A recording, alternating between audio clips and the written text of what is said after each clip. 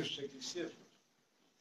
Μεταξύ αυτών ο Μέγας Αντώνιος την Τρίτη, ο Μέγας Αθανάσιος την Τετάρτη, ο Μέγας Ευθύμιος την Πέμπτη, ο Μέγας Μάξιμος Ομολογητής. Το Σάββατο θα πανηγυρίσουμε ιδιαίτερα και στο νεόδημο το εκκλησάκι το οποίο έχουμε στην Άφη. Αλλά ας πούμε ορισμένα πράγματα τα οποία πολλάκις έχουμε αναφέρει, αλλά οφείλουμε να τα επαναλαμβάνουμε, διότι όπως μάθαμε και από τους προγόνους μας, η επανάληψη είναι η μήτηρ της μαθήσεως. Και αν μεν πρόκειτο περί μαθήσεως σαρκικής και μαθήσεως κοσμικής, τότε δεν θα επαναλαμβάναμε τα πράγματα, μόνο στα σχολεία γίνονται αυτά για λόγους εκπαιδευτικούς.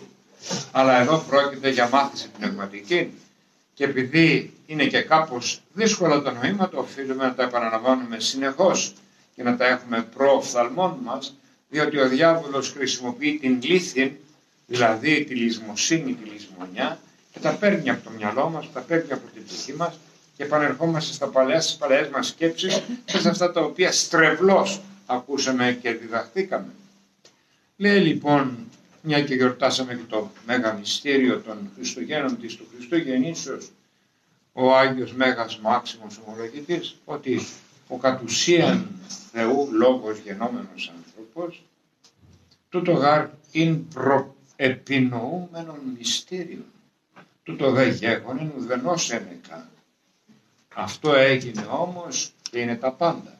Δηλαδή αυτό το οποίο συνέβη, το ότι ο Κύριος μας ενυνθρώπισε και έγινε άνθρωπος για μας, δεν έγινε από κάποια ανάγκη, ούτε εξυναγκάστη ο Θεός, ούτε από την πτώση των ανθρώπων, ούτε από τον διάβολο πολύ περισσότερο να ενανθρωπίσει.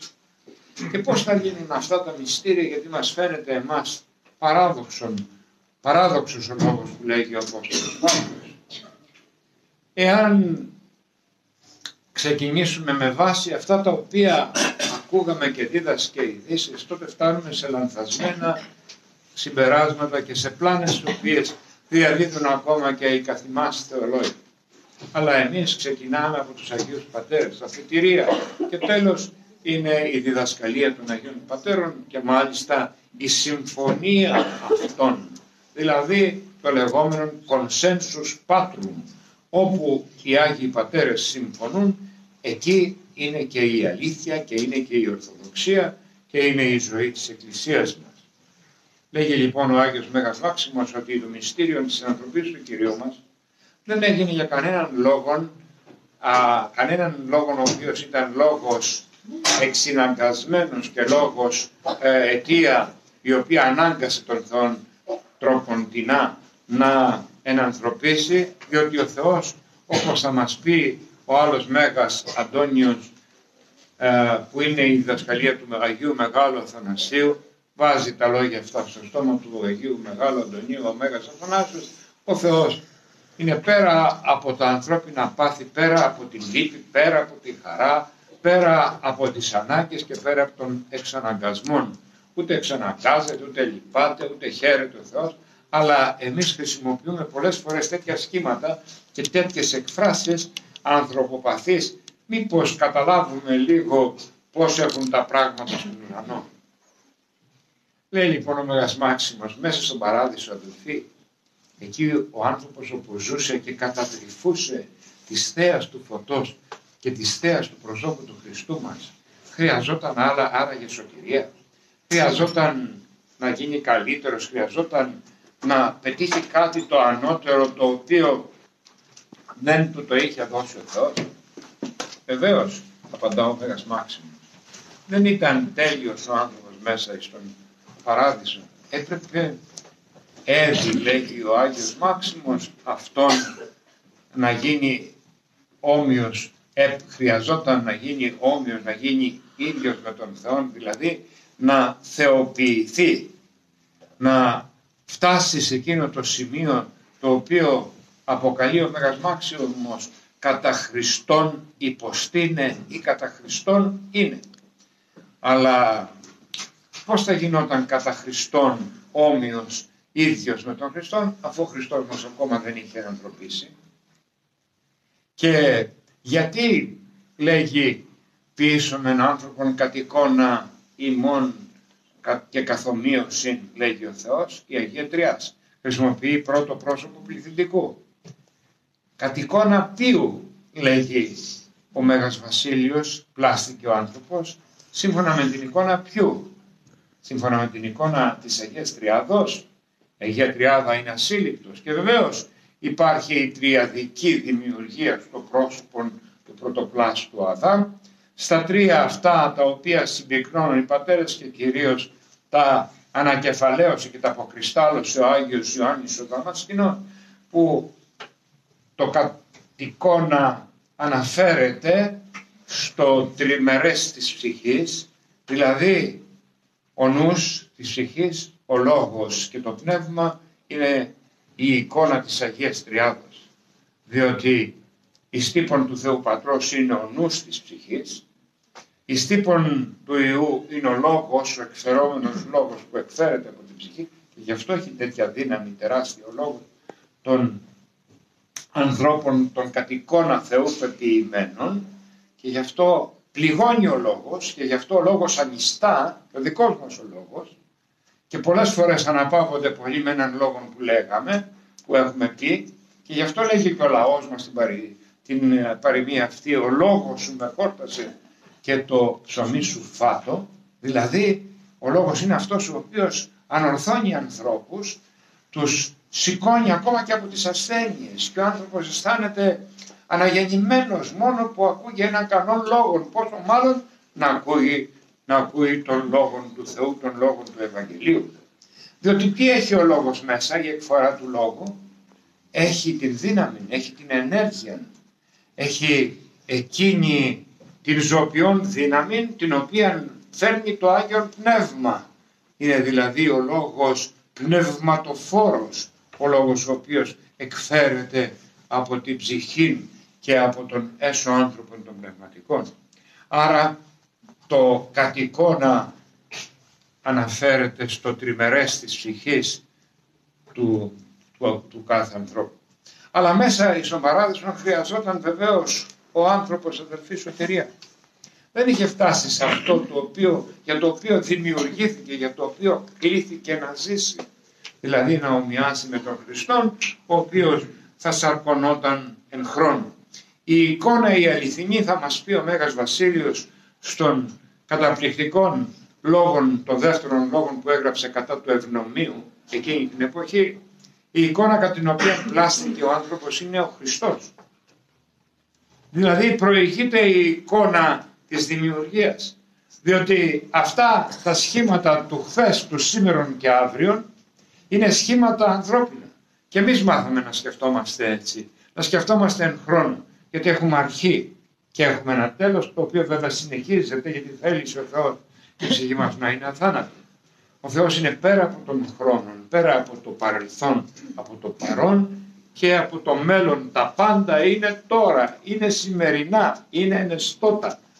Έστω και αν αυτό δεν μπορούμε να το συλλάβουμε εμείς με την πεπερασμένη διάνοιά μας, όπως μάθαμε να σκεφτόμαστε και να αντιμετωπίζουμε τα πράγματα. Ο Χριστός μας λοιπόν, όντας η αληθινή εικόνα σύμφωνα με την οποία πλάστηκε ο άνθρωπος, είναι και ο σκοπός προς τον οποίο αποτείνουν και κατευθύνονται όλα τα λογικά δημιουργήματα, όχι μόνο οι άνθρωποι αλλά και οι άγγελοι. Και γι' αυτό στη μέλουσα ζωή, όπως λέγει ο Μέγας Μάξιμος, δεν θα υπάρχουν αυτά τα σχήματα τα οποία γνωρίζουμε. Τα λέγει ο Κύριος ότι όλα αυτά θα τα καταργήσει ο Κύριος, και τις τροφές και την ύλη και το σώμα, τα σώματα τα οποία έχουμε θα γίνουν πνευματικά, διότι σπείρεται μεν σώμα σαρκικών και γύρεται σώμα πνευματικών, θα μας πει ο Απόστολος Παύλος, αλλά τα πάντα θα είναι, λέγει ο Μέγας Απόστολος Παύλος, και χρησιμοποιεί αυτή την ρίση, αυτή την φράση του Αποστόλου Παύλου, ο Άγιος Μάξιμος Ομολογητής, τα πάντα θα είναι εν πάση Χριστός. Δεν θα υπάρχει κάτι διαφορετικό στην έλωση ζωή, μόνο Χριστός. Καταλάβατε. Γιατί μας συμφέρει, ας το πάρουμε και συμφεροντολογικά, όπως σκέφτεται ο άνθρωπος, να είμαστε πάντα με τον Χριστό μας. Γιατί και ο Θεός Πατήρ κάτω τον Άγιο Γρηγόριο του Θεολόγου θα αναγνωρίσει στη μέλουσα ζωή μόνον εκείνους οι οποίοι θα είναι σύμμορφοι, πως λέει ο Απόστολος Παύλος, με τον Χριστό, που θα έχουν την εικόνα τυπωμένη στον έσω άνθρωπο τον πνευματικό, την εικόνα του Χριστού. Αυτή την εικόνα θα αναγνωρίσει ο Θεός στη μέλουσα ζωή. Βέβαια όλοι θα ενωθούν, είτε το θέλουν είτε δεν το θέλουν, με τον Χριστό. Η ένωση όμως είναι διαφορετική για τον κάθε άνθρωπο. Έτσι γίνεται στη Θεία Κοινωνία. Βλέπετε λοιπόν, αν εγώ έχω αμαρτίες και κοινωνώ εις κρίμα και εις κατάκλημα, βέβαια να μην γίνει αυτό ποτέ. Αλλά εάν εσείς είστε έτοιμοι και αγωνίζεστε και νηστεύετε και προσεύχεστε και κάνετε ελεημοσύνες και εξομολογήσετε τις αμαρτίες σας και ζείτε κατά τον Θεό και κοινωνείτε από το ίδιο Άγιο Ποτήριον που κοινωνώ και εγώ αμαρτωλός, εσείς θα φωτίζεστε, εσείς θα παίρνετε φως, θα παίρνετε ζωή, θα παίρνετε δύναμη, θα αναγεννιέται η ψυχή σας, η ύπαρξη σας όλη. Ο εσωτερικός σας κόσμος, ο εσωτερικός άνθρωπος και το σώμα αυτό θα μετέχει αυτής της θεοποιού ενεργείας των Θείων Μυστηρίων. Από το ίδιο Άγιο Ποτήριο κοινώνησαν όλοι οι Άγιοι Απόστολοι, κοινώνησε και ο Ιούδας. Πώς έγινε οι μεν να φωτιστούν εν τον νηπτήρι του πως λέει του δείπνου εφωτίζοντο, αλλά ο Ιούδας να είναι δισεβής και να εισέλθει σε αυτόν ο Σατανάς. Από το ίδιο Άγιο Ποτήριο δεν κοινώνησαν όλοι. Το ίδιο λοιπόν θα γίνει στη μέλουσα ζωή, αδελφοί. Στη μέλουσα ζωή θα ενωθούν οι πάντες με τον Χριστόν, αλλά θα αναγνωρίσει ο Θεός Πατήρ μόνο εκείνους οι οποίοι πέτυχαν σε αυτή τη ζωή το κατά Χριστόν είναι, το κατά Χριστόν υποστήνε, πέτυχαν και έφτασαν στο μέτρο του δυνατού ο καθένας να ομοιάσουν με τον Θεόν, πέτυχαν δηλαδή το καθομοίως, όπως λένε οι περισσότεροι πατέρες της Εκκλησίας μας. Και ακόμα και οι άγγελοι θα είναι ενωμένοι τελειωτικά στη μέλουσα ζωή, αλλά και αυτός ο Σατανάς. Και ακόμα και οι δαίμονες θα ενωθούν με τον Χριστό. Αλλά αλλήμωνος αυτούς θα ενωθούν με τον Χριστό χωρίς να έχουν τις προϋποθέσεις αυτής της ενώσεως. Διότι είναι ξεκάθαρος ο Απόστολος Παύλος. Είναι ή ο Χριστός τα πάντα εν πάση. Και ο Άγιος Μάξιμος Ομολογητής το λέγει. Θα λέμε αυτά προς τιμήν του Αγίου Μεγάλου Μαξίμου, τον οποίο θα εορτάσουμε ιδιαίτερα το επόμενο Σάββατο. Ο πάσιν ενωθισόμενος θα είναι ο Χριστός, λέγει ο Άγιος Μάξιμος Ομολογητής. Ο πάση πάντως ενωθισόμενος. Οπωσδήποτε δηλαδή θα ενωθεί με όλους. Όμως λέγει και διακρίνει στην μεγάλη διδασκαλία του, στον περίφημο λόγο που έγραψε ο Άγιος Μάξιμος προς Θαλάσσιον, έναν από τους μαθητές του, διακρίνει την ένωση αυτήν, η οποία γίνεται ένωση κατά χάριν και ένωση αντίθετη προς τη χάρη. Εάν η ένωση γίνει κατά χάριν, τότε φως, χαρά, ζωή, παράδεισος. Εάν γίνει αντίθετη προς τη χάριν, τότε κρίμα, κατάχριμα, σκοτάδι, πυρ, ους βαίνεται και σκότος εξώτερον για αυτούς οι οποίοι ενώνονται με τον Θεό με αυτόν τον τρόπο. Αυτά θέλησε ο Κύριος να μας πει και στα Άγια Ευαγγέλια. Αλλά μας τα είπε και με παραβολές. Οι Άγιοι Πατέρες όμως που εντρίφησαν μέσα σε αυτά τα λόγια του Χριστού μας τα εξήγησαν θεοπρεπώς και πνευματικώς τα πράγματα τα οποία ο Κύριος μας είπε και μας τα εξήγησαν με τέτοιο τρόπο ώστε και εμείς να τα κατανοήσουμε. Πρώτος πριν από τον Άγιο Μάξιμο τα είχε πει ένας άλλος μεγάλος ιεροφάντορ, μέγας αρχιεπίσκοπος Αθηνών, ο Άγιος Διονύσιος Αρεοπαγίτης. Αλλά εκεί, αν και γράφηκαν πλήθος διατριβών επιστημονικών εργασιών διαμέσου των αιώνων, λίγοι μπόρεσαν να κατανοήσουν τον Άγιο Διονύσιο τον Αρεοπαγίτη. Γι' αυτό έρχεται ο Άγιος Μάξιμος και γράφει δύο λόγους πάνω στον Άγιο Διονύσιο τον Αρεοπαγίτη. Τους ονομάζει περί διαφόρων απόρων, δηλαδή για διάφορες απορίες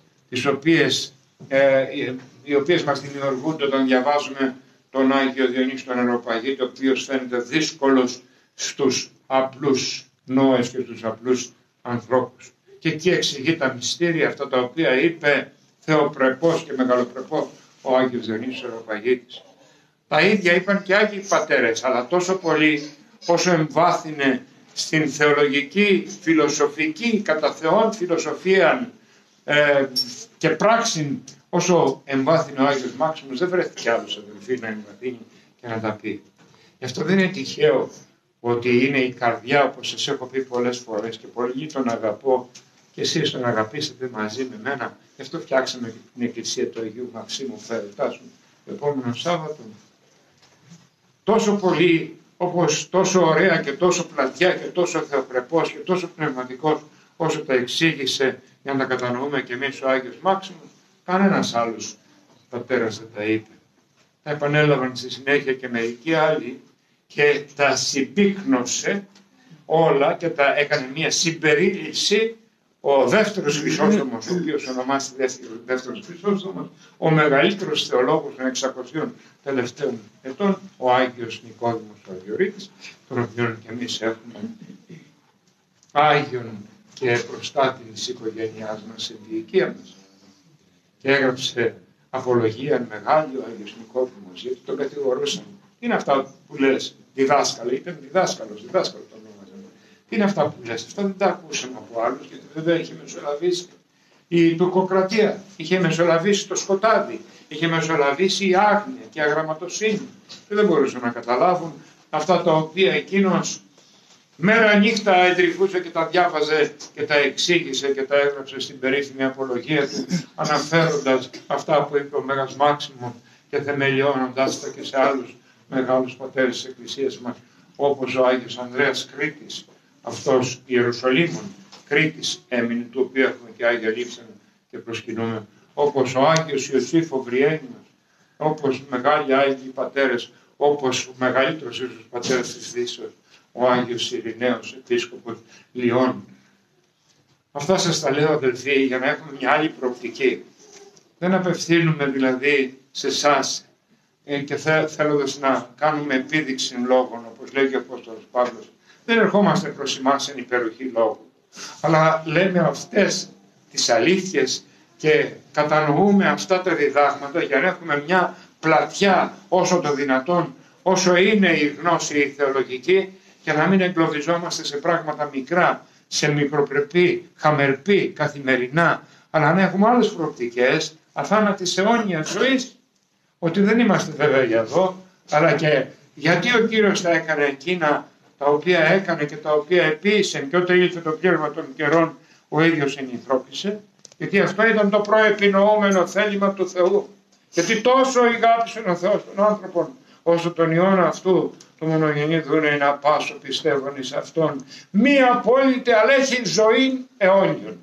Για την ψυχή μας δηλαδή την αθάνατη, περί της οποίας είπε ο Κύριος, τι δώσει άνθρωπος αντάλλαγμα της ψυχής αυτού, ή τι ωφελεί σε άνθρωπον εάν τον κόσμο όλον κερδίσει και ζημιωθεί την ψυχή αυτού. Έτσι λοιπόν δεν αγωνιζόμαστε για πράγματα εφήμερα, για καθημερινά. Ούτε εγκλωβιζόμαστε εμείς που είμαστε οι καταχάριν οι τους οποίους μας διάλεξε ο Θεός.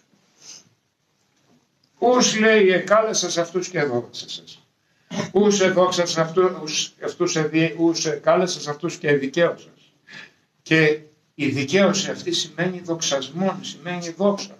Μας καλεί ο Θεός όχι μόνο να δοξαστούμε στη μέλουσα ζωή, αλλά σε αυτήν εδώ τη ζωή να νιώθουμε, να αισθανόμαστε στην ύπαρξή μας, να βλέπουμε την βασιλεία του Θεού, όπως είπε ο Κύριος, η οποία έρχεται εν δυνάμει.